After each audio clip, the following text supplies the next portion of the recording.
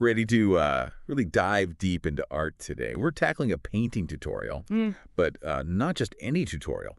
We're going to be exploring how Alan Dixon builds this really distinct mood in his landscapes. Oh, yeah. In his YouTube video, How to Paint a Landscape, right? Trees, sky, fields, water, mist, the whole shebang. It's a fully narrated lesson. Yeah. But right away, Dixon's style is it's intriguing and maybe a little quirky. He uses mineral spirits almost exclusively to thin his paint. Oh, He wow. barely touches any liquid medium. Huh. It's interesting to think about why. Why would he do that? I mean, that choice has a huge impact. Yeah. Using mostly mineral spirits makes the paint dry so fast, and Right. it forces a certain looseness. Right. This roughish aesthetic Dixon talks about, Oh, it's- and lets him focus on abstractions rather than photorealism. Okay, so less about tiny details, more about capturing the essence. Exactly. But how does that tie into the mood? Well, think of it this way. A hyper-realistic painting might feel very present, right here, right now. All right. But by using these abstractions, Dixon evokes something a bit more like ephemeral, Ooh. almost like a hazy memory or a dream. Ooh, you're right. It's less about what you see, more about how it makes you feel. Yeah. It's like he's painting a feeling, not just a place. Exactly. And speaking of feelings, let's talk about his technique.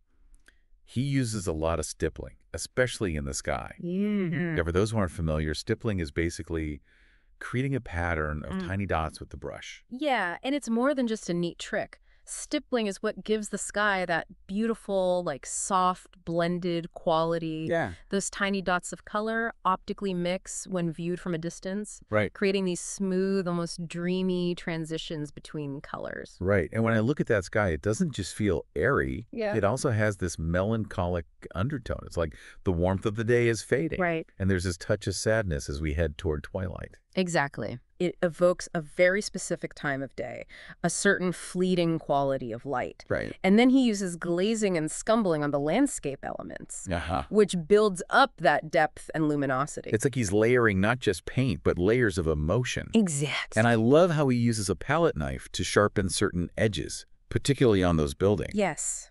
That contrast is key. You have these soft, blended areas in the sky and the fields, and then bam, sharp, defined lines of the buildings cutting through. Right. It creates this visual tension that mirrors the wildness of nature, Oh, yeah. reminding us that even in serene landscapes, there's this inherent energy. It's like the calmness of the scene is holding its breath. Yeah. So we've got technique playing a huge role in the mood. What about color? Yeah. Dixon seems to gravitate toward those warm tones. Reds, oranges, yellows especially. Well, warm colors, they're often associated with feelings of comfort, energy, Right. but it's more nuanced than that. Think about the specific feeling Dixon's trying to evoke here. Yeah. It's not just warmth. It's a kind of nostalgic warmth, like the golden light of a late summer afternoon. You're spot on. It's like that bittersweet feeling of summer coming to an end. Mm-hmm. And he doesn't just use warm colors. He strategically places cool blues and grays, primarily in the sky, water reflections, and distant elements. That's right. Cool colors typically evoke calm and distance. right. Think about how a vast blue sky makes you feel. Yeah. Expansive, Yeah. peaceful, even a bit melancholic. I'm getting a sense of longing. Yeah. Like the warmth is inviting, but there's this cool distance that feels a little unattainable, almost like a memory you can't quite reach. And notice how he layers red, blue, and yellow in the sky. Right? It's not just a flat blue, it's this complex warmth that's just the light fading at the end of the day. That complexity is so important. Yeah. It mirrors how natural light changes throughout the day, Yeah. creating a sense of dynamism and depth. Okay, so we've got these contrasting warm and cool tones. Uh. And then he adds even more depth by layering them, like he's painting with memories. Exactly. It's like he's saying, look closer. There's more to this scene than meets the eye. And there is. We've talked technique, we've talked color, but let's not forget about composition. How Dixon arranges the elements within the painting Right. plays a massive role in building this dark mood setting he mentions. Oh, absolutely. Look at all those vertical elements. Yeah. Tall trees, long buildings, even the elongated reflection in the water. They really create this sense of height, almost a feeling of reaching. It's like the landscape is striving for something beyond the frame.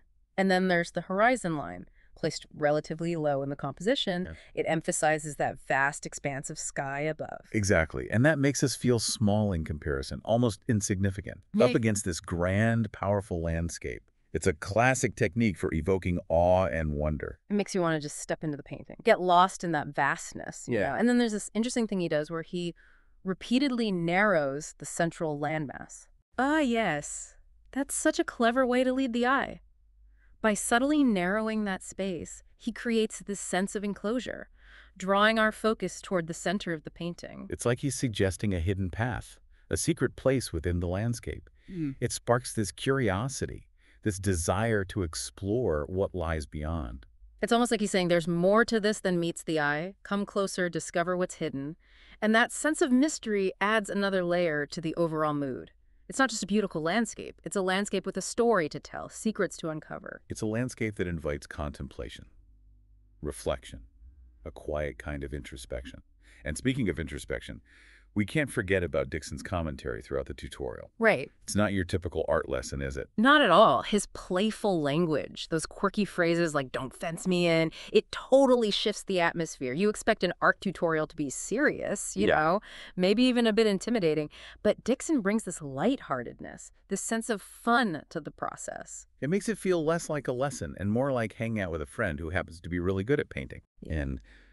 And then there's this constant use of stuff and thingies when referring to elements in the painting. Yeah. It's endearing, almost like he's winking at the viewer. I think it's brilliant. It makes the whole process feel less rigid, less about following strict rules. He's showing us that art can be playful. It can be messy, and it's okay to not always have the right answer. It's about embracing the joy of the process, Yeah. the experimentation, the happy accidents that can lead to something truly unique. Exactly. And it's not just his funny phrases. I love how he talks through his decision-making process.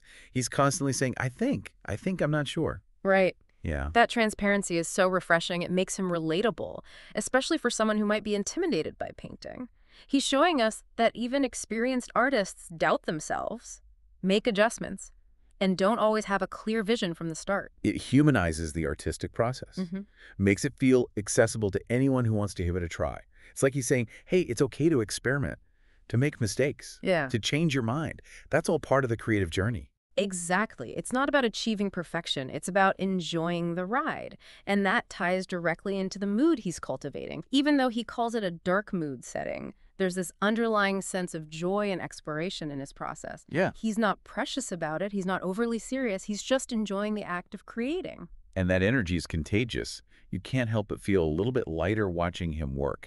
Even if the painting itself evokes a more contemplative mood, it's like he's found this beautiful balance between introspection and playfulness. It's a fascinating paradox. He's created this landscape that feels both vibrant and introspective, full of life and mystery. And then he layers on this commentary. It's playful and inviting, reminding us that art is ultimately about connection, not perfection. So what does it all mean? What can we take away from this deep dive into Dixon's world? How does his approach make us feel?